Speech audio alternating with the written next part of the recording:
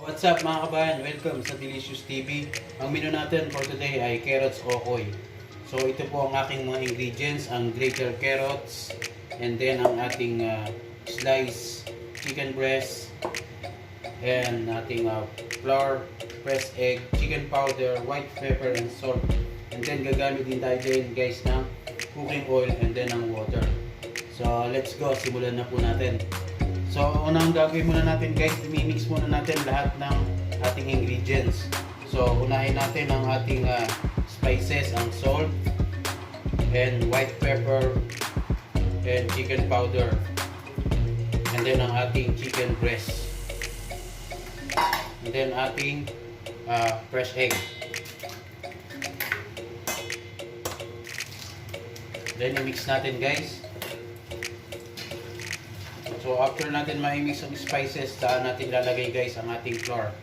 Yung sakto lang sa ating thick mga guys. And then konting water guys. Konti lang guys para mag-mix lang siya lahat.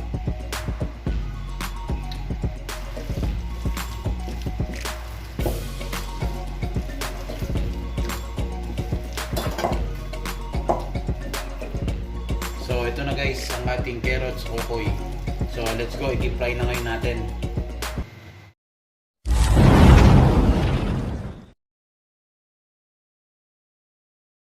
So yan guys, naka-ready na ulit ang ating wok with cooking oil. Medium fire lang siya guys.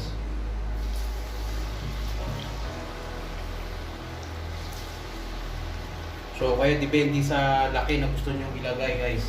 So ako ganyan lang sa laki. Mamod lang natin ha. Ikunti.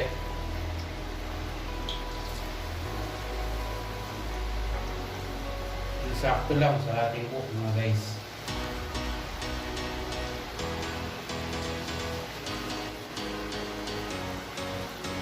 Then tip lang natin guys.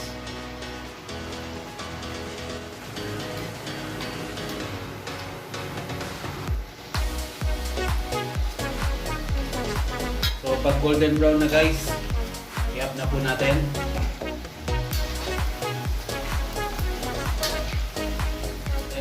So done ang ating carrots okay. So let's go guys, i-take na natin. Sakto lang sa ating plato mga guys.